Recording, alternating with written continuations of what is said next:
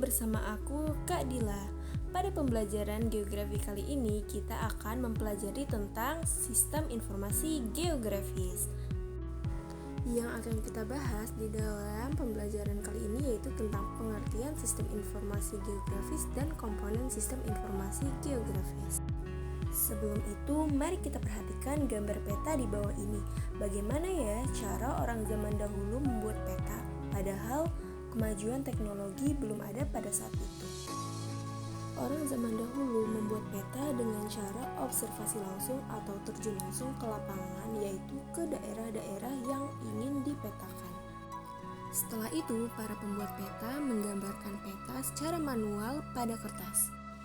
Namun saat ini pembuatan peta sudah bisa dilakukan dengan cara modern, yaitu dengan menggunakan sistem informasi geografis. Sistem informasi geografis terdiri dari 3 kata, yaitu sistem yang berarti kumpulan atau komponen, informasi yang berarti data, dan geografis yang berarti gejala atau fenomena di permukaan bumi yang bersifat keruangan. Jadi, sistem informasi geografis adalah sistem informasi berbasis komputer yang digunakan untuk mengolah dan menyimpan data atau informasi geografis atau informasi yang bersifat keruangan. Selanjutnya ada komponen sistem informasi geografis. Komponen sistem informasi geografis ada 4. Yang pertama yaitu hardware, yang kedua software, yang ketiga brainware atau manusia, dan yang terakhir ada data. Komponen SIG yang pertama ada hardware. Hardware yaitu perangkat keras pada SIG, dapat berupa komputer beserta perangkat-perangkat pendukungnya. Hardware ini dibagi menjadi 3 bagian. Yang pertama ada alat masukan, yang kedua ada alat pemrosesan, dan yang terakhir ada alat keluaran atau output. Hardware di dalam input berfungsi sebagai sarana untuk memasukkan data ke dalam jaringan komputer. Selanjutnya hardware pada alat pemrosesan, yaitu sistem dalam komputer yang berfungsi untuk mengolah, menganalisis, dan menyimpan data yang masuk sesuai dengan kebutuhan pembuat peta. Dan yang terakhir ada hardware alat keluaran atau output, yaitu hardware yang berfungsi untuk menayangkan informasi geografis sebagai data dalam proses SIG. Berikut contoh hardware di dalam pemrosesan SIG. Yang pertama ada hardware input, contohnya yaitu scanner dan digitizer. Alat-alat tersebut berfungsi untuk memasukkan data-data SIG. Kemudian pada hardware proses ada CPU dan hard disk. Alat tersebut berfungsi untuk memproses data SIG sesuai dengan tayangan data yang ingin ditampilkan oleh pembuat peta. Dan yang terakhir ada hardware output, yaitu hardware yang berfungsi untuk menayangkan hasil pengolahan data SIG.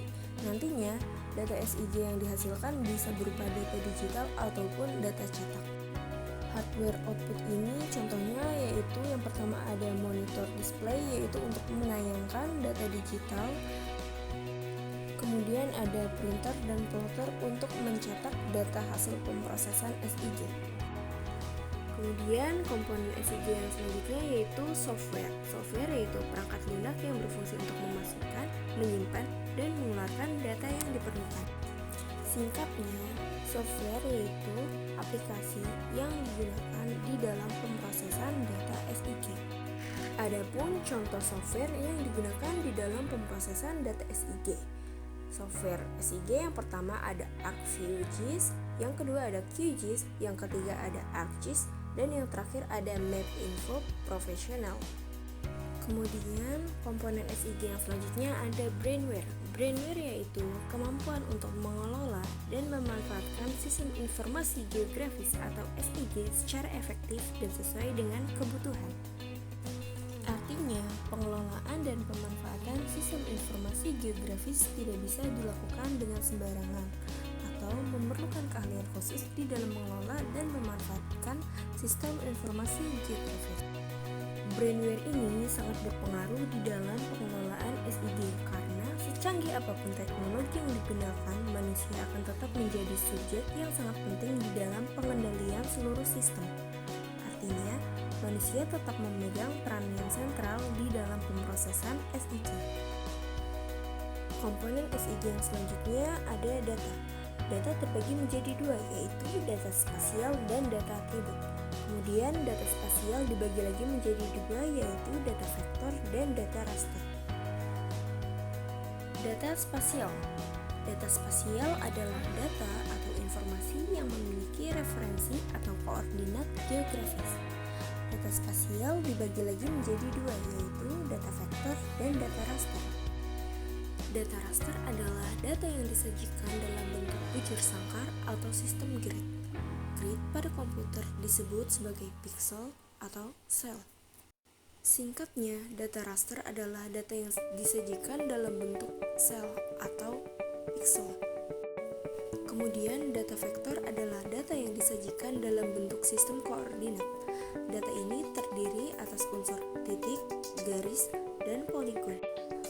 Untuk data vektor titik biasanya digunakan untuk memetakan titik-titik suatu lokasi, misalnya titik-titik persebaran rumah sakit di suatu daerah, ataupun titik-titik jembatan di suatu daerah, dan masih banyak lagi.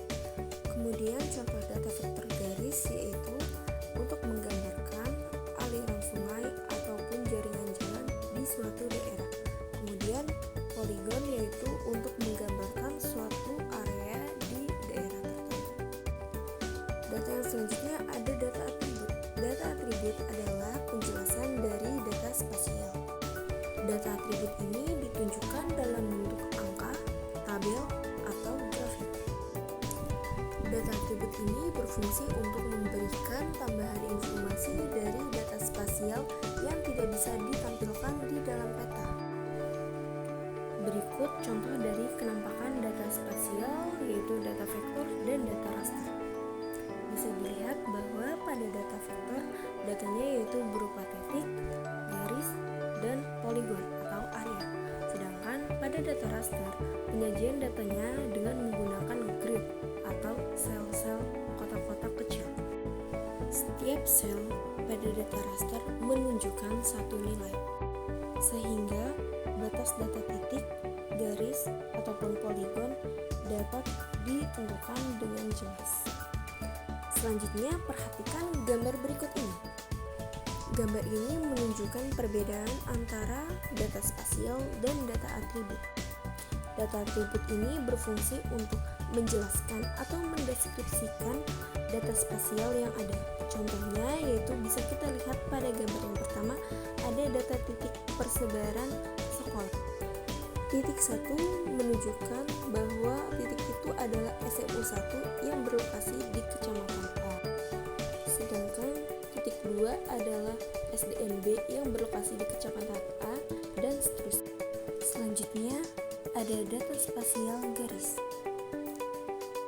Dengan melihat data atribut, kita dapat mengetahui bahwa garis 1 adalah jalan nasional dengan kondisi baik, garis 2 adalah jalan provinsi dengan kondisi sedang, sedangkan garis 3 adalah jalan kabupaten dengan kondisi rusak.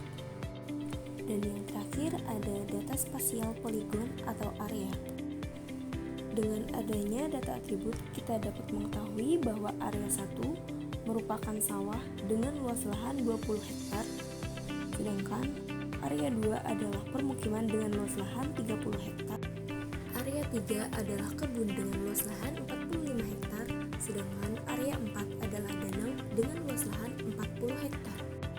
Maka dapat kita simpulkan bahwa data spasial dan data atribut merupakan satu kesatuan yang tidak dapat dipisahkan karena saling mempengaruhi.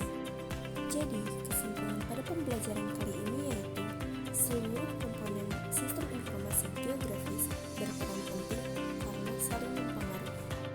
Oke, jadi itu tadi pembelajaran yang sudah kita lakukan. Kita sudah mempelajari tentang pengertian SIG dan komponen SIG. SIG adalah sistem informasi berbasis komputer yang mengelola data-data geografis.